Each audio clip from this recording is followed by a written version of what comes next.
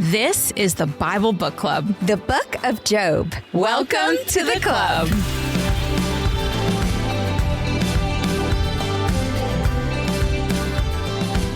Last time in chapters 32 through 34, a young man named Elihu appeared out of nowhere to testify in this ongoing trial. The saga, the trial of the century. Yes, he was the surprise witness. He was angry at Job for justifying himself rather than God, angry at the three friends for condemning Job without proving their case.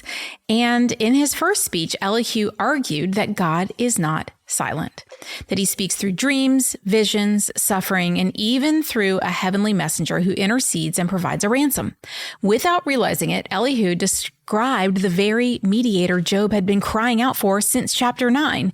In his second speech, Elihu defended God's justice, arguing that God is too great, too sovereign, and too all-knowing to ever be unjust as Job was saying he was. Well, Elihu has a lot of good points. He starts out well, but couldn't stop there. He misquoted Job, broke his promise not to condemn, and by the end called for Job to be tested to the utmost.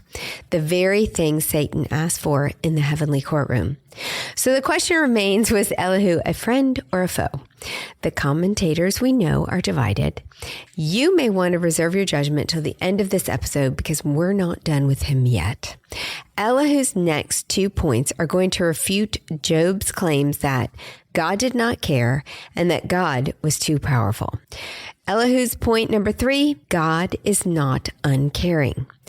In Job's arguments to his friends, Job said that God didn't care about him. In chapter 30, verse 20, Job said, I cry out to you, God, but you do not answer. I stand up, but you merely look at me. You turn on me ruthlessly. With the might of your hand, you attack me. Not only did Job think that God didn't care for him, Job implied that God doesn't care whether a man is wicked or blameless. In 9:22, he said that God destroys them both. Job's underlying complaint was this: God, if you don't distinguish between the righteous and the wicked, then you don't care about righteousness. And if you don't care about righteousness, do you care about me? Well, Elihu's response to Job is a little harsh. In Job chapter 35, then Elihu said, Do you think this is just? You say, I am in the right, not God. Yet you ask him, what profit is it to me, and what do I gain by not sinning? I would like to reply to you and to your friends with you. Look up at the heavens and see. Gaze at the clouds so high above you. If you sin, how does that affect him? If your sins are many, what does that do to him? If you are righteous, what do you give to him, or what does he receive from your hand? Your wickedness only affects humans like yourself, and your righteousness only other people. Elihu addresses his point to Job and his 3 friends. His point is simple. Your goodness doesn't add anything to God, and your sin doesn't take anything from him. He's too great to be affected by either one. Your righteousness benefits the people around you. Your wickedness hurts the people around you. But God doesn't owe you anything in return for your good behavior. In other words, Elihu is telling Job, stop treating your relationship with God like a transaction. You are not owed blessings because you were faithful. So stop accusing God of not caring just because you are good and are not blessed. That is the retribution principle that your friends have been arguing. Elihu doesn't know it, but he's making the same argument God made in the heavenly courtroom. Satan's accusation in chapter 1 was that Job only loved God because of what God gave him. Take away the blessings and the faith falls. It's transactional. Elihu is saying the same thing from a different angle. Righteousness was never a payment that God owed you a return on. Therefore, Job shouldn't think that God doesn't care for him if he's not blessed. Elihu is right. However, he should only be talking to Job's friends, not Job. Elihu says, Job asked, What profit is it to me, and what do I gain by not sinning? But Job never said that. Those are Elihu's words, not Job's. Job said things in despair that sound close, like in Job 9:22, it is all the same. That is why I say he destroys both the blameless and the wicked. But Job was describing what he saw happening, not declaring what he believed about God. Job's actual position was the opposite of what Elihu claimed. Job said, I am righteous and this suffering makes no sense. Job wasn't arguing that there was no point in being good. He was arguing that there was a point, and that's exactly why his pain was unbearable. Elihu is right that faith isn't a transaction, but Job never said it was. Job wasn't demanding payment for his righteousness. He was demanding an explanation for his suffering. And those are two very different demands. Elihu would have been better off addressing his argument to Job's friends alone and not Job. Well, Elihu has one more point for Job about why God does not answer his cries. Verse 9, people cry out under a load of oppression. They plead for relief from the arm of the powerful. But no one says, where is God my maker who gives songs in the night, who teaches us more than he teaches the beasts of the earth and makes us wiser than the birds in the sky? He does not answer when people cry out because of the arrogance of the wicked. Indeed, God does not listen to their empty plea. The Almighty pays no attention to it. How much less then will he listen when you say that you do not see him, that your case is before him and you must wait for him, and further that his anger never punishes and he does not take the least notice of wickedness.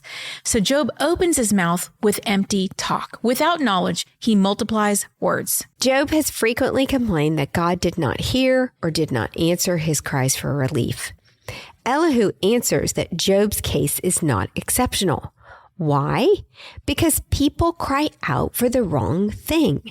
Everyone cries out when they are suffering. They want it to stop. They want to be rescued, but they don't necessarily want a rescuer.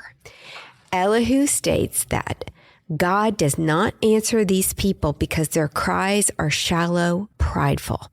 There is a difference between the cry from pain, make it stop, fix this, get me out of it, and the cry for God. I need you. I want your presence, not just your intervention. God wants us to cry out for the latter. He wants more than to be an on-call emergency service. He wants a relationship. Then Elihu applies his words to Job specifically. He says, that is your case. You open your mouth with empty talk. Elihu accuses Job that he cries selfishly for a verdict, his own justification, for his pride. He's not crying out for God. Poor Job. How did Elihu listen to all of Job's speeches and not see his heart? Job has made so many faith-affirming statements like these. Job 13, verse 15. Though he slay me, yet will I hope in him. Job 16, verse 19, even now my witness is in heaven, my advocate is on high. And Job 19, verse 25, I know that my Redeemer lives. So one lesson we're learning over and over in the book of Job is this. Listen before you speak. Listen before you judge. Listen after you speak. And more often than not, the wisest thing is not to speak at all. Because we've seen this with the three friends and with Elihu. The more we speak, the more we have an opportunity to speak what we shouldn't speak. Yeah. Just one more interesting thing to learn in this section. What are songs in the night? Elihu said in verse 10, but no one says, where is God my maker who gives songs in the night? And David mentioned God's song at night in Psalm 42:8. By day, the Lord directs his love. At night, his song is with me, a prayer to the God of my life. Well, in the ancient world, the day meant light, safety, and goodness. The night meant danger, suffering, and the unknown. There was no electricity, we know. So a song in the night was a song of worship and suffering when it doesn't make sense to worship. Now, the 19th century pastor Charles Spurgeon preached one of his greatest sermons about this very phrase. He teaches that there is only one who can give us peace in suffering. Listen to Spurgeon. The great cause of a Christian's distress, the reason of the depths of sorrow into which many believers are plunged, is simply this, that while they are looking about on the right hand and on the left to see how they may escape their troubles, they forget to look to the hills whence all real help cometh. They do not say, "Where is God my Maker who giveth songs in the night?" The Christian gets his songs from God. God gives him inspiration and teaches him how to sing. Do not go to this comforter or that, for you will find them, Job's comforters after all, but go thou first and foremost to thy Maker. He it is who can teach thee how to sing. Notice that he referred to Job's comforters. We know what kind of people those are. In our darkest trials, if we take them to the Lord, he will give us a song in the night, a peace to praise, and a hope to sing. We will link the entire sermon in the show notes for those of you who are at this moment trying to faithfully sing in a dark night. And for everyone else, because everyone faces trials at some point. And that's the reason I read Job so often. I know you love it. All right, Elihu's point number 4. God is powerful. Job claimed in chapter 9 that God was too powerful. His whole argument was that God's overwhelming power made a fair hearing impossible, that God would crush me with a storm, overwhelm me with misery. That's why Job kept crying out for a mediator. He needs someone to stand between him and this terrifyingly powerful God, so he wouldn't be obliterated just trying to make his case. Well, Elihu's response in chapter 36 is the only accusation from Job that Elihu doesn't refute. He agrees with Job. God is powerful. However, Job perceived God's power as a barrier that kept God from him. It blocked him from getting justice. Elihu says, no, God's power is actually the guarantee of justice. And Elihu was right. The irony coming in our next episode is that when God does finally show up in the storm, it's the most overwhelming display of power in the entire book. Everything Job feared. And yet, Job is not crushed. He's restored. The power that Job thought would destroy him turned out to be the very thing that brought him peace in his suffering, because he experienced God's presence. Job, chapter 36. Elihu continued, "Bear with me a little longer, and I will show you that there is more to be said in God's behalf. I get my knowledge from afar. I will ascribe justice to my Maker. Be assured that my words are not false. One who has perfect knowledge is with you." Does Elihu have perfect knowledge? The commentaries are divided. Pro-Elihu scholars read this as a source of prophetic authority. Elihu is doing what the friends failed to do, represent God's case, and his words about God in the next chapter are indeed inspiring. Critical scholars read this as arrogant. For Elihu to say that his knowledge is perfect is a little much. I am sure there was some scoffing from the elders in the audience at the city gate. Certainly, no one but God could make that claim. Now, scholars in the middle see Elihu as sincere but immature. That's how I see him too.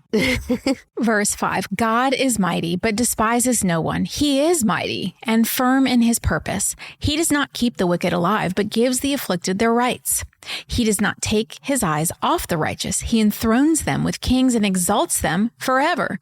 But if people are bound in chains, held fast by cords of affliction, he tells them what they have done, that they have sinned arrogantly. He makes them listen to correction and commands them to repent for their evil. If they obey and serve him, they will spend the rest of their days in prosperity and their years in contentment. But if they do not listen, they will perish by the sword and die without knowledge. The godless in heart harbor resentment. Even when he fetters them, they do not cry for help. They die in their youth among male prostitutes of the shrines.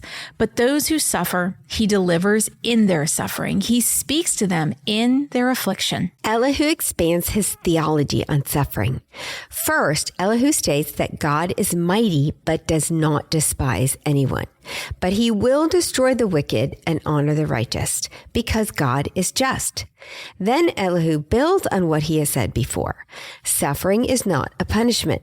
Suffering is a way that God reveals sin and redirects us back to him. And he lays out two types of sufferers. The first group listens to God, repents, and lives in prosperity. The second group doesn't listen and dies without knowledge. Now, the pro-Elihu scholars see this theory as a great improvement over the three friends theology. The con-Elihu scholars argue that the underlying theory is still retributive. Their reasoning is that Elihu's theology does not explain innocent suffering like Job's. Remember, Job does not need to be redirected. God declared him righteous. One point we can agree on is that God does sometimes use suffering to redirect us to him. And that point goes to Elihu. Verse 16, he is wooing you from the jaws of distress to a spacious place free from restriction, to the comfort of your table laden with choice food. But now you are laden with the judgment due the wicked. Judgment and justice have taken a hold of you. Be careful that no one entices you by riches. Do not let a large bribe turn you aside. Would your wealth or even all your mighty efforts sustain you so you would not be in distress? Do not long for the night to drag people away from their homes. Beware of turning to evil, which you seem to prefer to affliction. In this part of his speech, Elihu applies his theology of suffering to Job. And this creates more division amongst the commentators. Is Elihu being compassionate to Job, inviting him to the comfort of a laden table? Or is Elihu accusing Job? You are laden with the judgment due the wicked. Is Elihu warning Job? Be careful that no one entices you. Or is Elihu judging Job? Beware of turning to evil, which you seem to prefer to affliction. Truthfully, reading the commentaries was a ping pong match. There are conflicting ways to interpret Elihu's words, and I can't tell you which side wins. Is Elihu a friend or foe? I will say he is an improvement over Eliphaz, Bildad, and Zophar. The only evidence that might prove that Elihu is better is God's lack of criticism of him. You see, in a few chapters, God will rebuke the three friends, but God says nothing of Elihu. Some take this to mean that Elihu didn't deserve rebuke, so perhaps God approved of this young man's attempt, and others take this as Elihu wasn't worth rebuking, so perhaps God simply ignored this young man's immaturity. I think no matter how you read Elihu's words, there is a lesson here for us. Because at the other end of Elihu's words was a suffering man. And the last thing a sufferer needs is more painful ambiguity. If we are unclear, then they will be unclear, and we will have accomplished nothing. So why speak at all?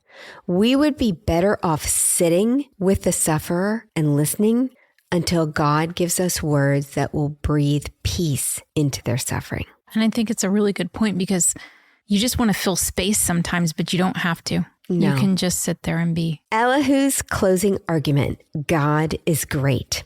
Well, Elihu is still talking, but as he closes, his focus shifts. And nearly all the commentators agree that this is Elihu's big moment. Elihu stops talking about Job and his friends and turns his attention to God. He looks up, and what he sees inspires him. And his words reveal an accurate understanding of God. Elihu is doing what Job did in our last episode. In chapter 28, the wisdom poem, Elihu, like Job, points us beyond the world of human suffering to the God who controls the world. The shift in Elihu's dialogue is like a storm that comes out of nowhere, which is most likely what was happening in front of his eyes. And maybe that is what forced him to look up, because as Elihu is speaking, the storm may have been brewing. The sky was most likely growing ominous. And as Elihu saw the dark clouds mounting in the sky, his description of God grew powerfully with them, until the storm that loomed over them became the voice of God to them. Elihu begins by describing God's power over nature. Job 36, continuing in verse 22. God is exalted in his power. Who is a teacher like him? Who has prescribed his ways for him, or said to him, you have done wrong? Remember to extol his work, which people have praised in song. All humanity has seen it. Mortals gaze on it from afar. How great is God beyond our understanding. The number of his years is past finding out. He draws up drops of water, which distill as rain to the streams. The clouds pour down their moisture, and abundant showers fall on mankind. Who can understand how he spreads out the clouds, how he thunders from his pavilion? See how he scatters his lightning about him, bathing the depths of the sea. This is the way he governs the nations and provides food in abundance. He fills his hands with lightning and commands it to strike its mark. His thunder announces the coming storm. Even the cattle make known its approach. Job chapter 37. At this, my heart pounds and leaps from its place. Listen to the roar of his voice, to the rumbling that comes from his mouth. He unleashes his lightning beneath the whole heaven and sends it to the ends of the earth. After that comes the sound of his roar. He thunders with his majestic voice. When his voice resounds, he holds nothing back. God's voice thunders in marvelous ways. He does great things beyond our understanding. He says to the snow, fall on the earth, and to the rain shower, be a mighty downpour, so that everyone he has made may know his work. He stops all people from their labor. The animals take cover. They remain in their dens. The tempest comes out from its chamber, the cold from the driving winds.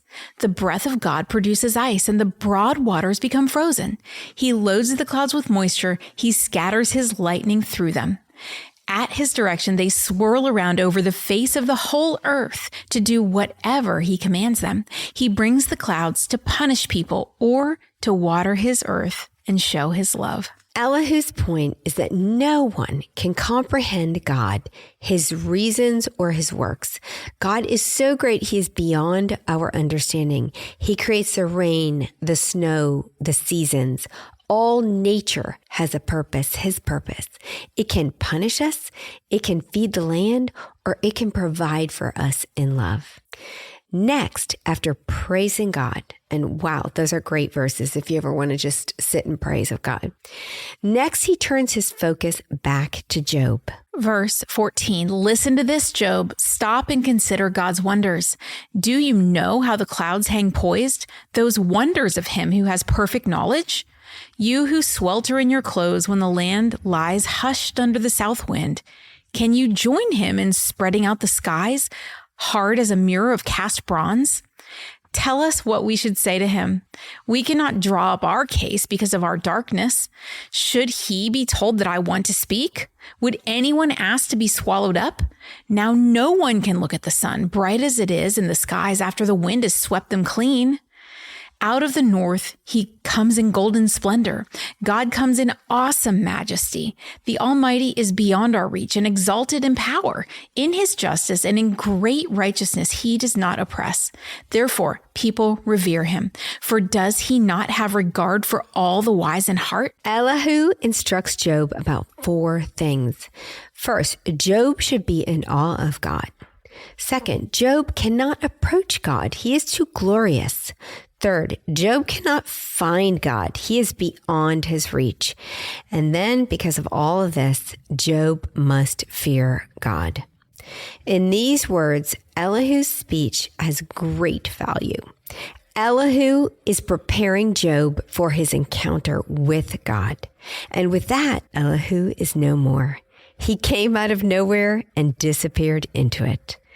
Everyone who is going to speak has spoken. Eliphaz, Bildad, Zophar and Elihu, 4 men, 12 speeches, dozens of accusations, thousands of words. All are silent. What did we learn? Well, one thing we learned is not one of them was a comfort to Job.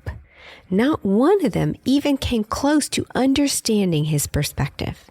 Do you remember back in episode 6 when Job cried out in chapter 16? You are miserable comforters, all of you. We talked about that Hebrew word nacham, to breathe deeply, to sigh with someone in their grief.